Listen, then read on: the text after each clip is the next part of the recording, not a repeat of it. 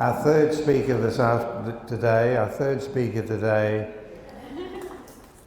is in some respects on the same theme. That is, things that one can do to either minimise or ameliorate the effect of MS. James Wood and Vanessa, his partner, he's entitled it 40 Years Navigating the World on Wheels. Workplace injuries cost the economy billions of dollars every year, and many victims suffer long-term health issues.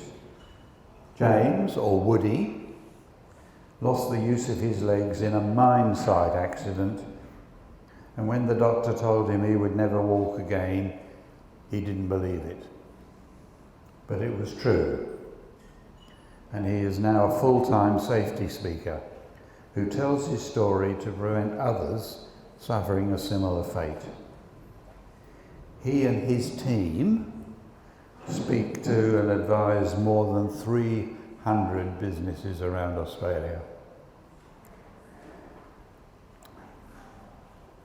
But he travels a lot for work, and he travels in a wheelchair. And travel is another activity, like socialisation, which I believe benefits people with neurological problems. And another area, which I believe is poorly understood and little researched. Today, James and Vanessa will share some of their travel experiences, give us an honest look at the triumphs, the hurdles, and, with luck, some of the insider secrets of travelling with a disability. I invite you to welcome James.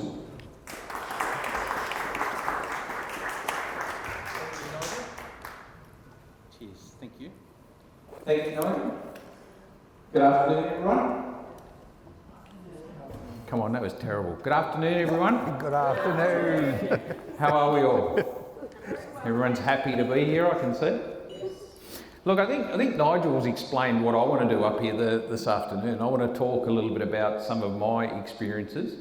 I had a workplace accident in 1985, so just over 40 years ago. So I don't have MS, I have a spinal cord injury. But I'm sure many of you will be able to relate to the challenges that I faced, as many of you do as well.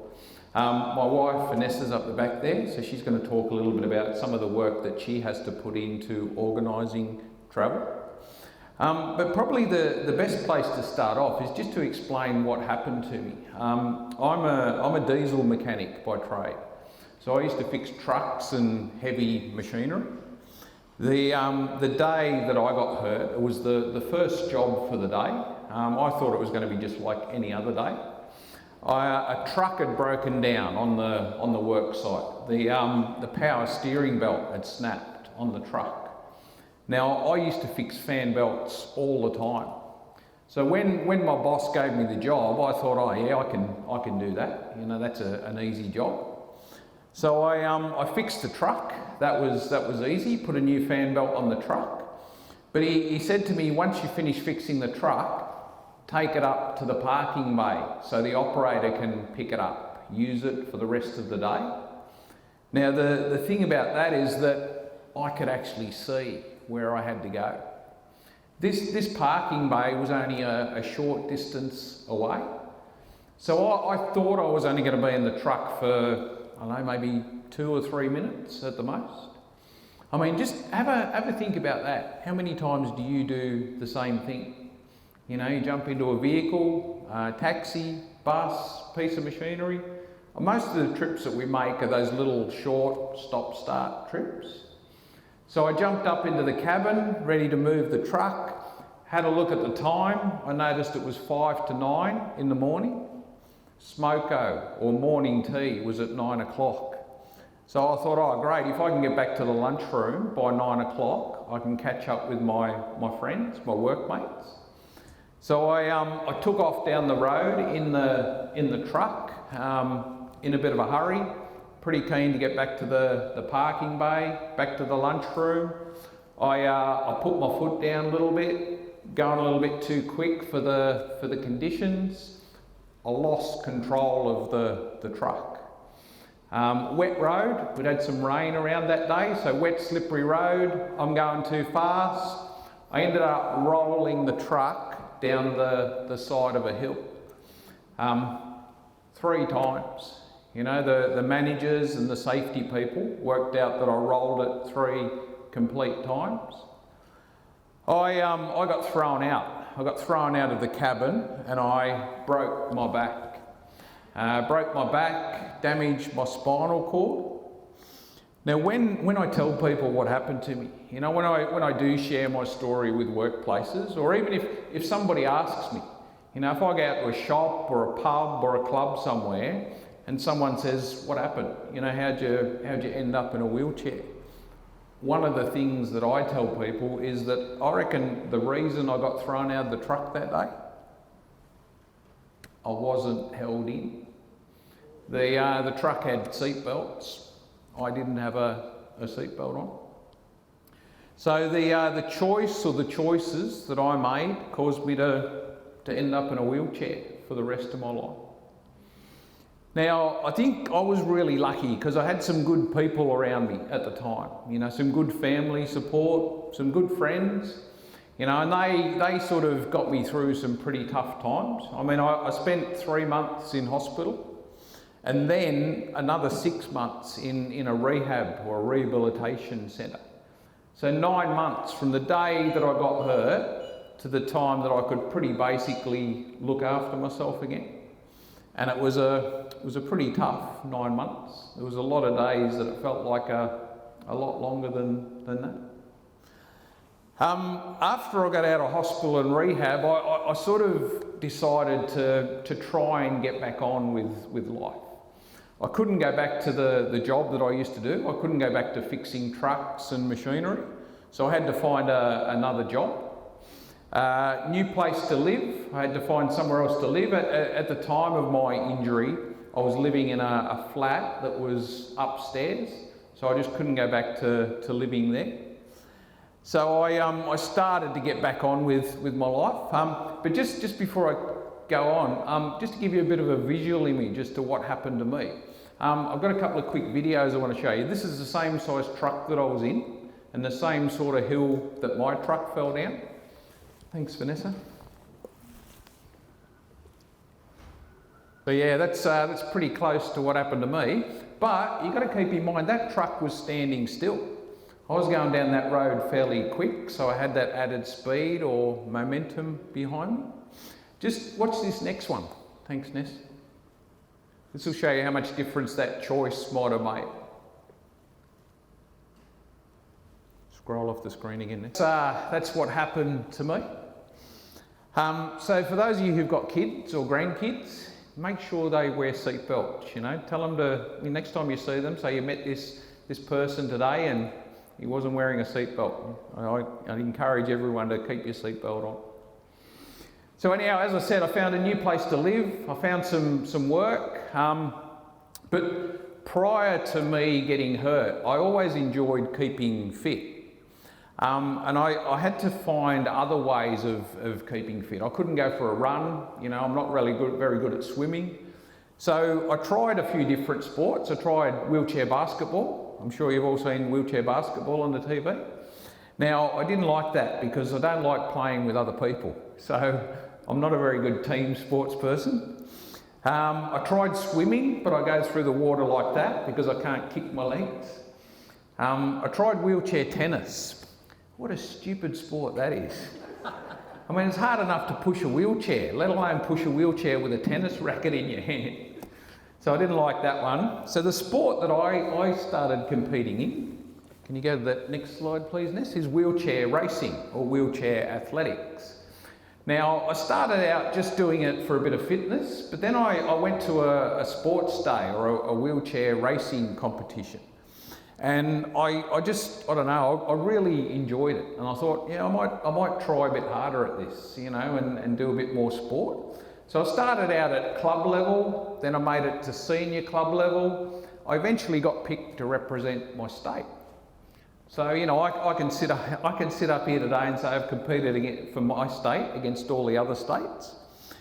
But I kept going, you know, set some more goals and some targets, and I made it to the top level, to Paralympic and World Championship level.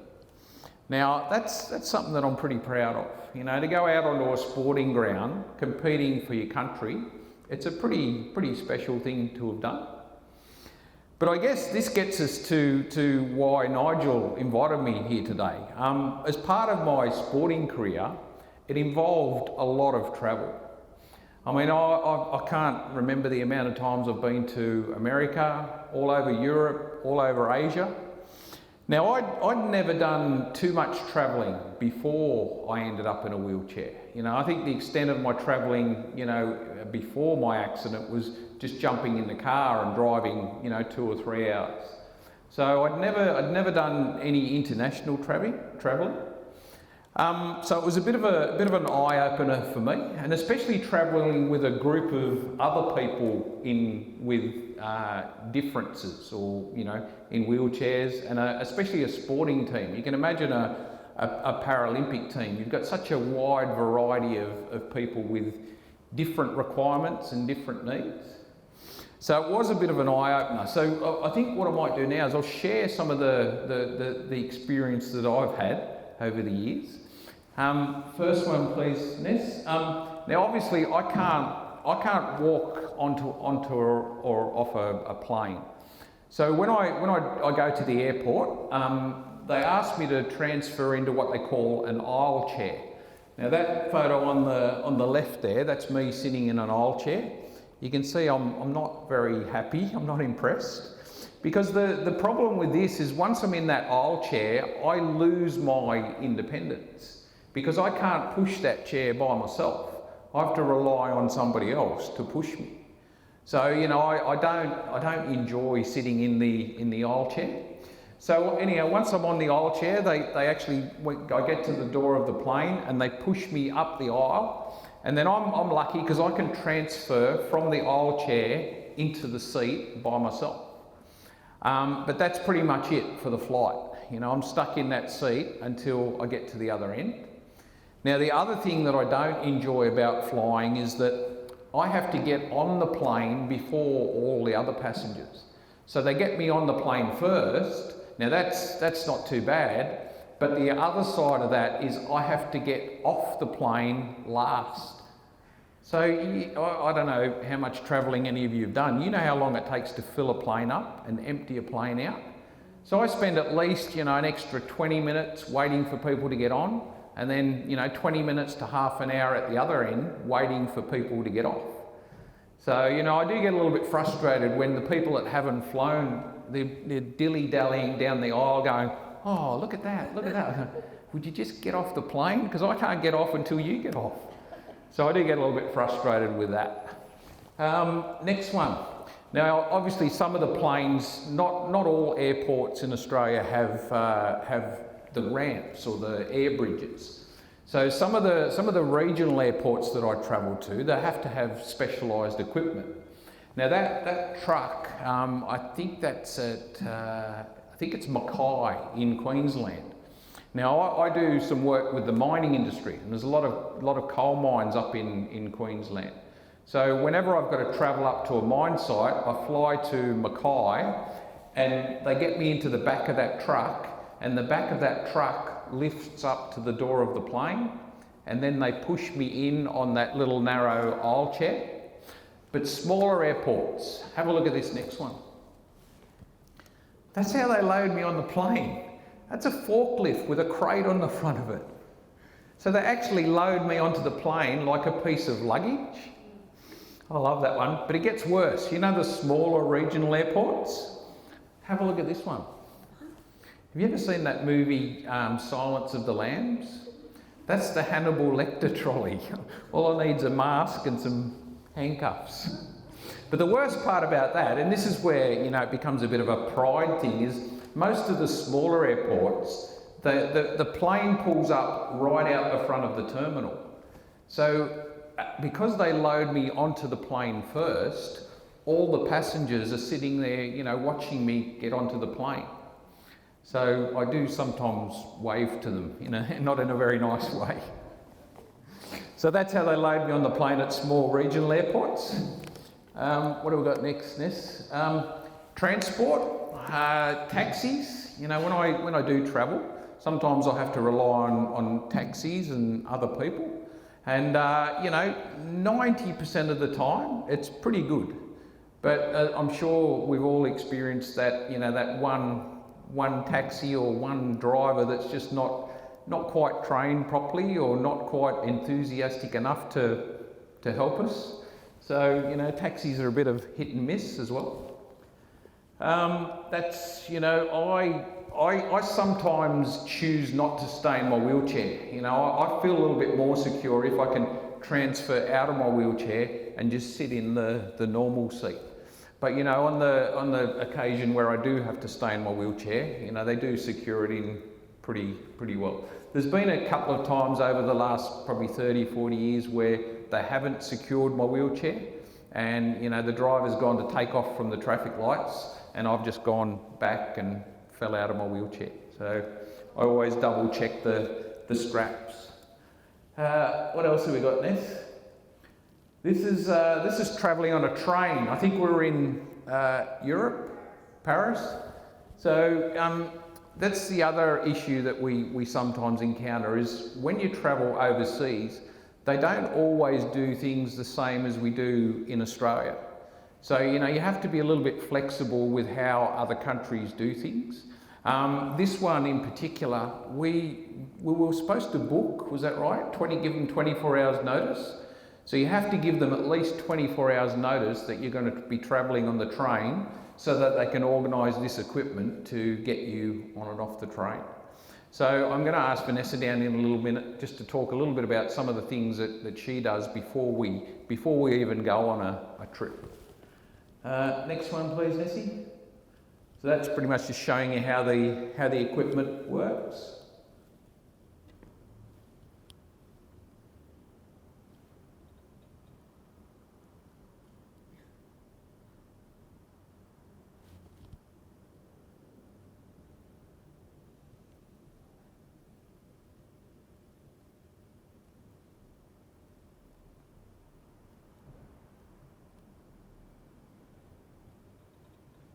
I was actually quite surprised with that because I think it looks like it's like an old piece of farm machinery. You know, I'm sure there's a better way to do it these days, but that's the way they do it. Accommodation, this is probably the next biggest issue that we have. And Nigel and I, and Stevie, where she is, we were talking about this just before, that, you know, sometimes you'll book accommodation and on their website and all their information says, yep, we've got a fully wheelchair accessible room.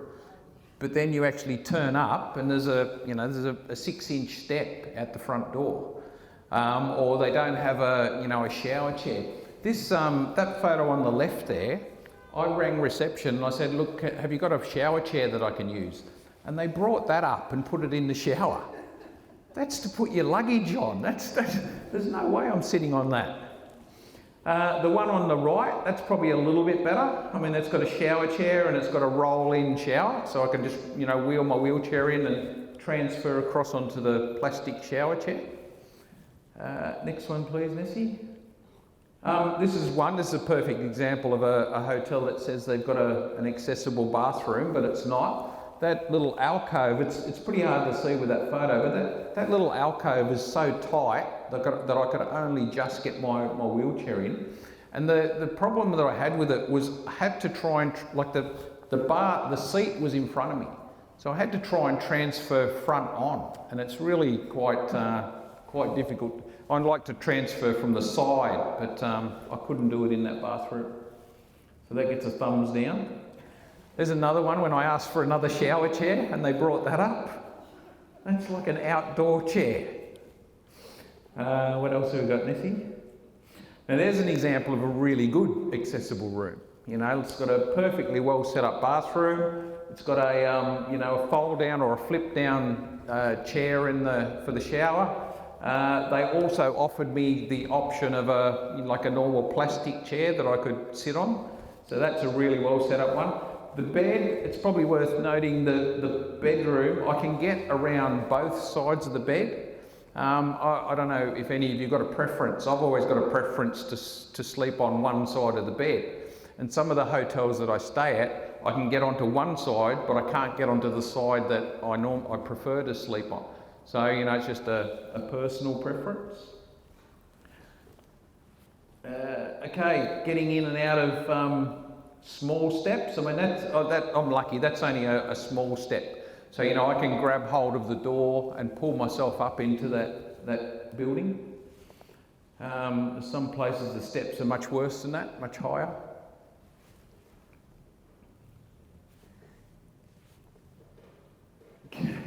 Getting around. The one on the left there, that's, I don't know if any of you have travelled to Europe, but they've got the buses, what are they called, Ness? Is it? Oh, okay. I thought it was the big red bus. Okay, sorry, wrong tangent. But sometimes, you know, even the ramp is a little bit too steep for me to push up myself. So I have to ask, you know, either other passengers or my family just to give me a bit of a hand up the ramp. The one on the right there, because I travel so often, I get to know a lot of the staff in the airports.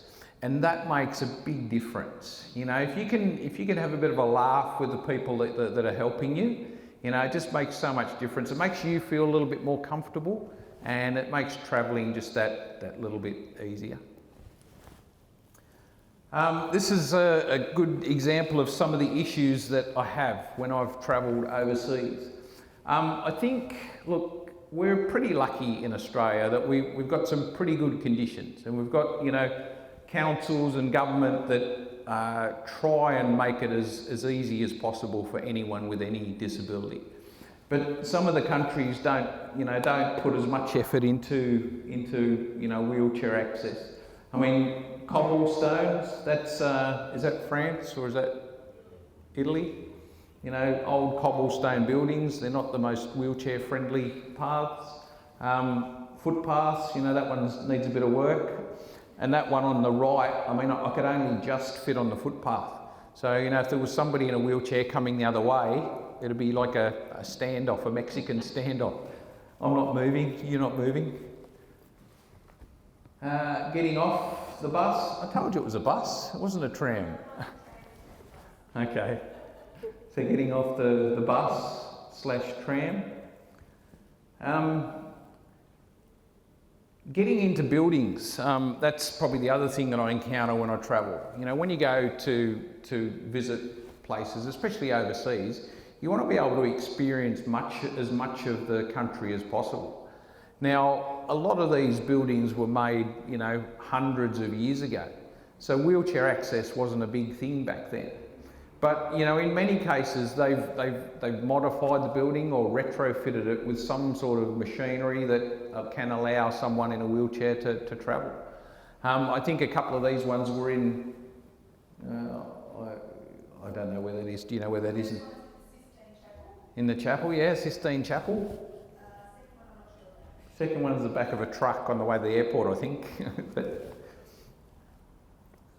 Oh, went too far. Go back. Oh, this is an interesting one. Oh, okay. So there's just going to a movie theatre somewhere. Again, you know, there's no way I'd be able to get up those steps by myself. So they've got the little hoist that. The only problem is, and I'm sure some of you have encountered this too, is that they sometimes don't work. You know, there's sometimes maintenance is a bit of an issue with them, and you know. It's not a priority. I find it's not a priority for some shopping centres and some places. You know, if the wheelchair lift's out of action, they'll go, oh, don't worry about that, we'll get it fixed in a couple of weeks. You know, whereas other things take priority. This one's a good one. This is Disneyland in Paris, and we've got children. We've got a young daughter that, you know, loves her Disney characters. So I was actually quite pleasantly surprised that they've got accessible carriages and trains, or vehicles that can allow you to to stay in your wheelchair but still enjoy some of the attractions. So that was a bonus. Getting up travelators or escalators, that's always a challenge. I've actually been kicked off some escalators by security staff. They say, no, you can't use that in a wheelchair. And I say, well, mate, I've been doing it for 40 years. You can't stop me from doing it. So, I think it's all a liability thing. They think that if you get hurt, they're going to get blamed for it. So, you sometimes encounter challenges. Equipment. This is probably the next issue that I have. I've got different wheelchairs for different purposes. A bit like some people have different shoes. You have your good shoes for going out, you have your work boots for working. I've got different wheelchairs for different things. The one on the left there, that's just like an everyday chair. The one on the right, it's got big fat wheels, and it's more suited to rough ground and outdoors. So I can still get around in the bush and out on the gravel. But again, you sometimes have the issue of airlines not quite looking after your equipment like they should. There's been a couple of times where I've had wheelchairs broken, and the airlines my experience with airlines is they don't like to take the blame. If they break a wheelchair, it's pretty much not their problem. They say, bad luck, sorry, we had to carry your wheelchair, we broke it, but we're not doing anything about it. So I've had some interesting experiences, mainly with an airline that starts with J and ends with Etstar. So they're not my favourite airline in the world. They broke a wheelchair a few years ago now, and they just left me sitting in the terminal on that little narrow aisle chair, and my wheelchair was unable to be used. So wasn't happy with that. Getting in and out of the car, I'm lucky that I'm still physically capable of lifting myself in and out of a vehicle. Now most times I like to drive because my wife's a terrible driver. I'm going to get in trouble for that on the way home. So I drive a car. Now I've got a set of portable hand controls, and they just fit on any hire car. So what we like to do is, I value my independence. So when I travel for work, I'll just organise a hire car, and I'll fit my hand controls to the hire car, and then I can just drive a normal hire car. But I do get some funny looks when I turn up at the hire car counter and say I've got a car organised for James Wood, and they look at me and they go, yeah, very funny. They think I'm joking. I have to prove to them that I can drive a car. So that's an interesting one. What else have we got in this? The beach. I don't think I've been to the beach in 30 years. Sand and wheelchairs don't go real well together. So, whenever we get invited to go to the beach, I always say, well, no, you guys can go, I'll just pass on this one. So yeah, it's a bit of a challenge. Although a little while ago I got an off-road wheelchair with big fat balloon tyres, and that allowed me to get on the beach for the first time in a long time, and I got quite emotional about it, being back on the sand. This one's an interesting one. I saw that at a service station. So I pulled into the service station to get some fuel in a hire car, I think it was. And I saw that sign on the petrol bowser.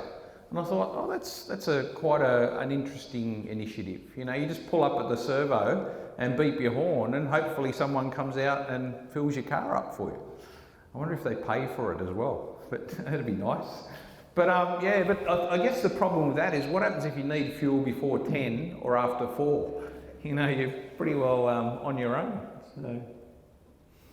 And that's a photo of us at Disneyland in Paris a few years ago with my daughter. And my nickname is Woody, so I got a photo with the real Woody. So there's two Woodies there together. So, and I guess that's what travelling's all about. It's about just being able to do as much as everybody else is able to do. And that's, you know, that's the reason that, you know, I still enjoy travelling. So what I might do now is before I see if anyone's got any questions for me, I'm going to ask Vanessa to come down and she can share some of the things that she does to allow us to travel for work and as a family. Hello everyone, my name is Vanessa. I'm Bella, just so you know. James has shared with you trials, tribulations, things that he encounters with travelling, whether it be locally, overseas. My job prior to all of this is to organise how we're going to do it the most seamless and effortless way possible. Now I say that because I have to give a caveat. You are always going to encounter issues. We are travelling not the way everyone else does. So you have to be prepared to stand up for yourself, I think is one of the best ways to say it. And also accept that, you know, it's going to take a bit longer on the things that James has said before. So James mentioned that he travels for work. I run the business side of it, where we speak to the clients, we organise all the travel, we deal with the corporate travel agent, we deal with the hotels. So some of the tips that I can give you when you do want to travel, now whether that be to a country town a couple of hours away, whether it be interstate or overseas, I use the same principles when I'm trying to do the research in regards to make it as easy as possible. The first thing you do, you start with the internet, where possible. You start researching. Now, not everyone has their information online, but start there. If you find a hotel online that says they're accessible, that's a brilliant start. Because the big chunk of hotels don't even mention that. So look for properties that mention accessibility. The really good ones will have a picture of a room on there, what they are. Now, if they don't, and you go to a place where you go, this is where I need to be, but I can't find a hotel room, you ring. It's all about preparation. You have to do preparation when we travel.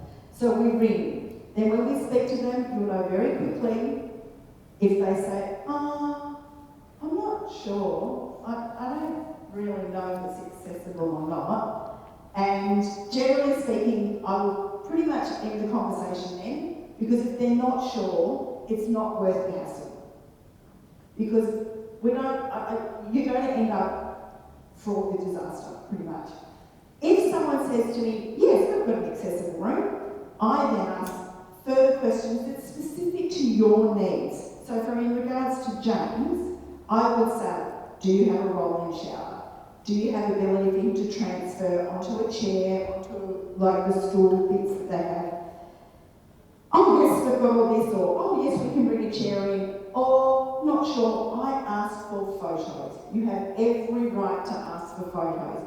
Give them your mobile number, or give them your email address and say, look, if you can just get back to me with pictures of the room, even if it's not available now, I'd really greatly appreciate it, then you can make the judgment yourself.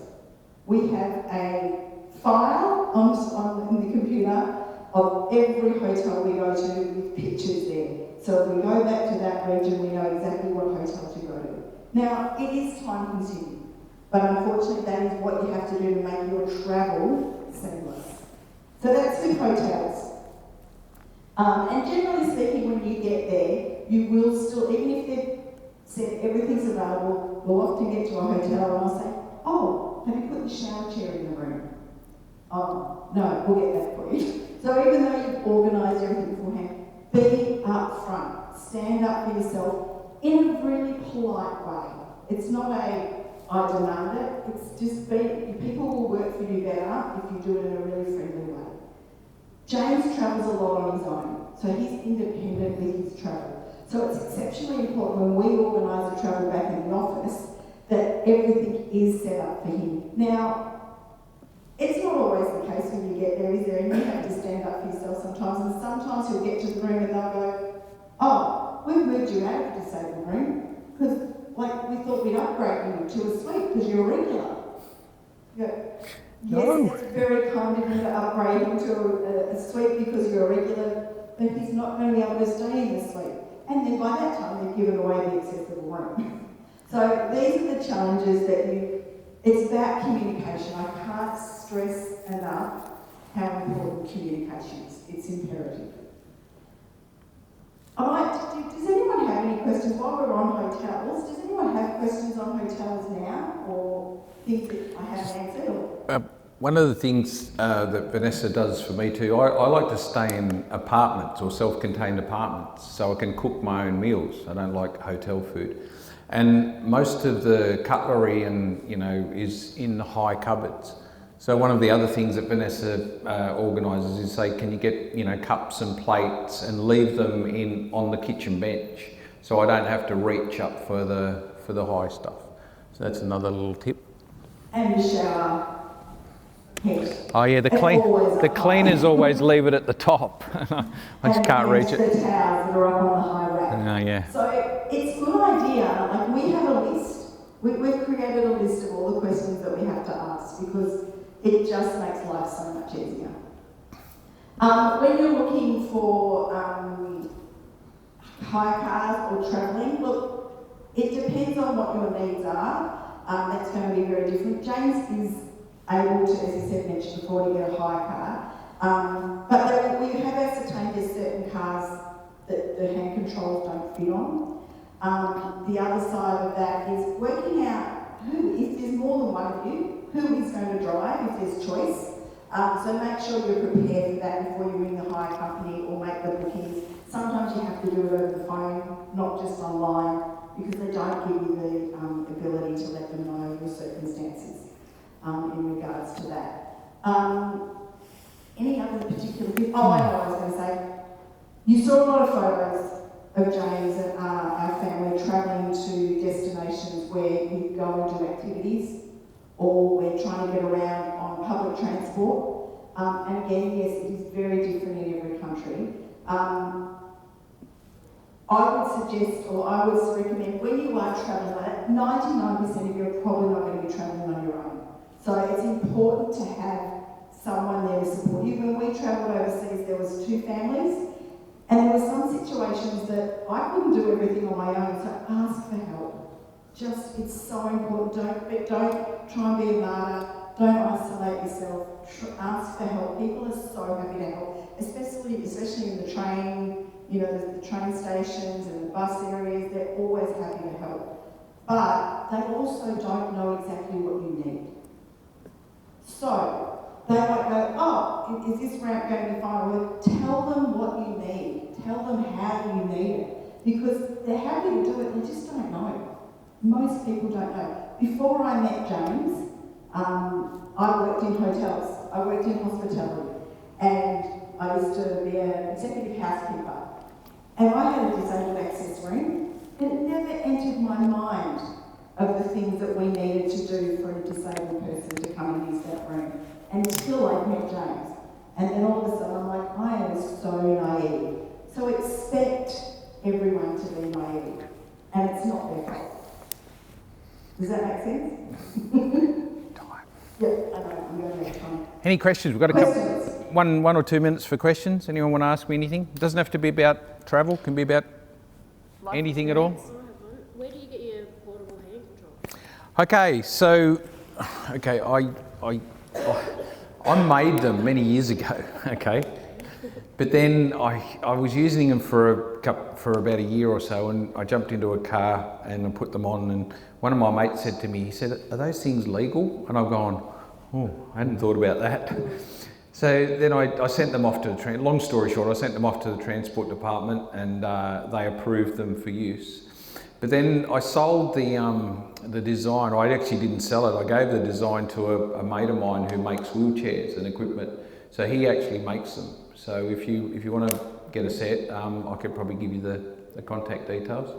They're pretty easy. They're just 2 aluminium rods, and they've got a clamp on the bottom. So one clamps onto one clamps onto the accelerator, one clamps onto the brake pedal, and you just accelerate and brake with one hand and steer the car with the other.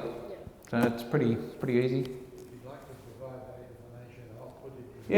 Yeah, sure. Okay, Nigel, I'll send it through to you. Yep. Thank you. Any other questions? Have you ever considered insuring your disability equipment? No, I haven't, Nigel. I mean, I've got some pretty expensive pieces of equipment. I mean, that racing wheelchair that you saw me in before, that's worth probably $15,000. I've got an electric off-road wheelchair that's probably, $25,000.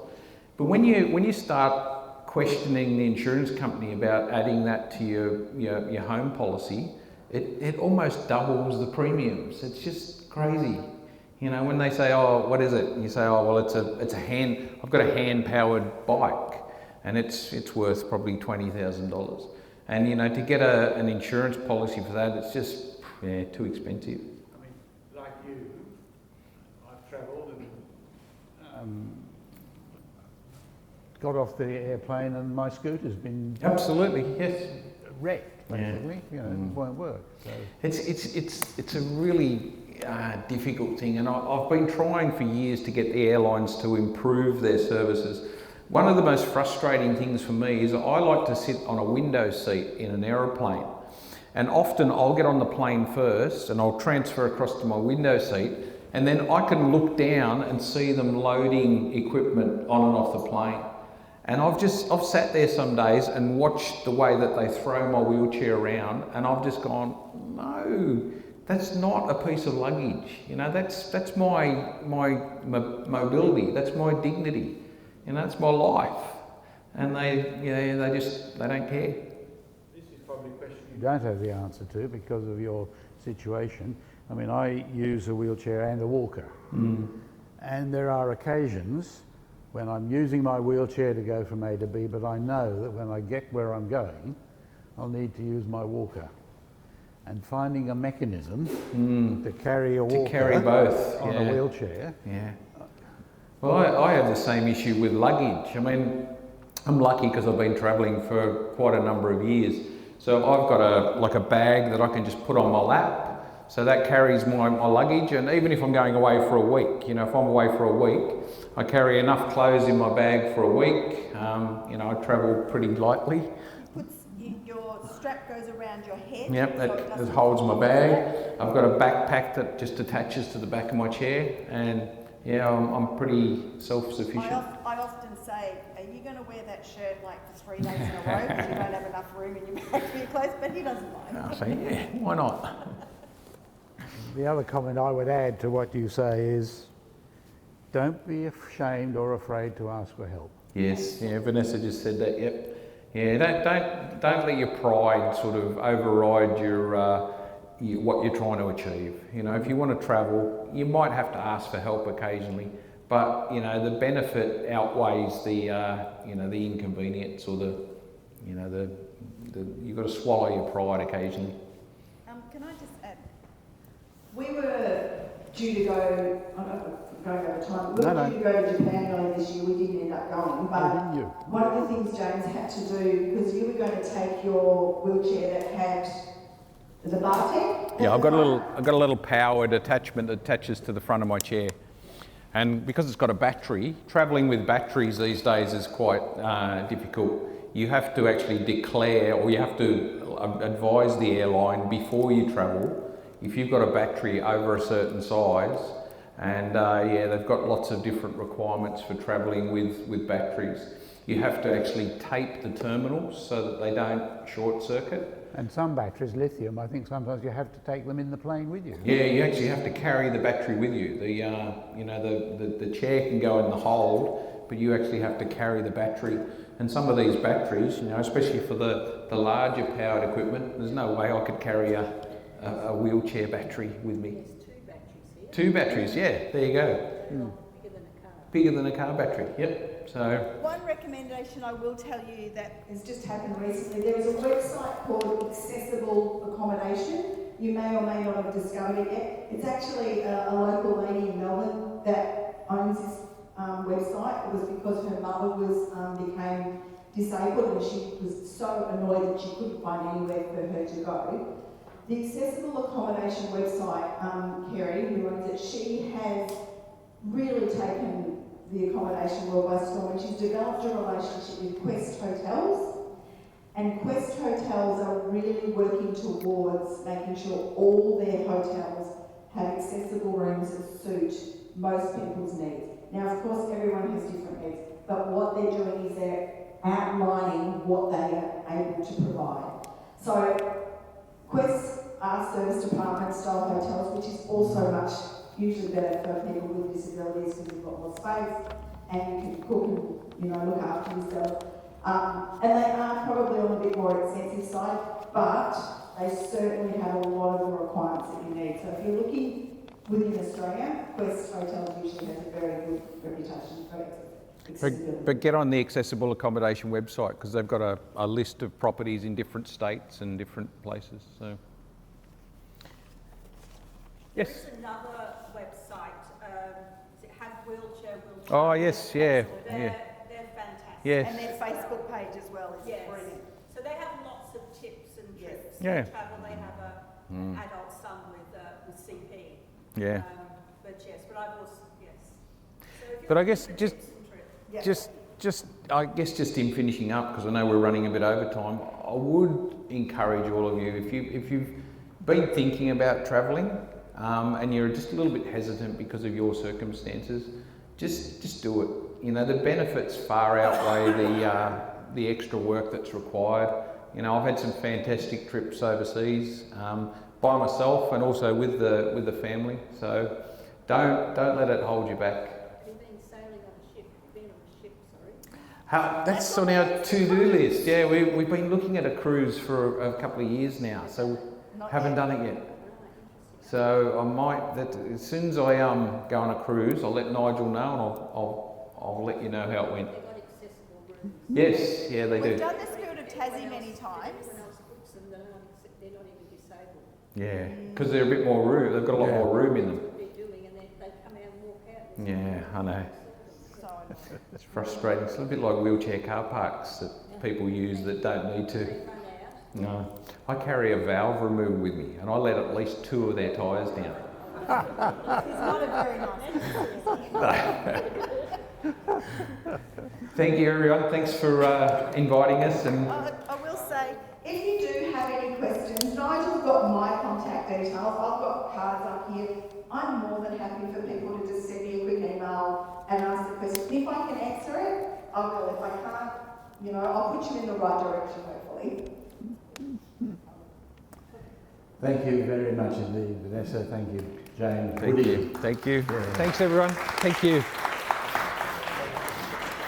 As I said at the start, surely travel, like socialisation, must be good for us. The stimulation that comes with it is fantastic. Travel can be very entertaining and educational, but it can be very, very challenging. Thank you again, Woody. Thank you again, Vanessa. And we'll have a present for you up the back.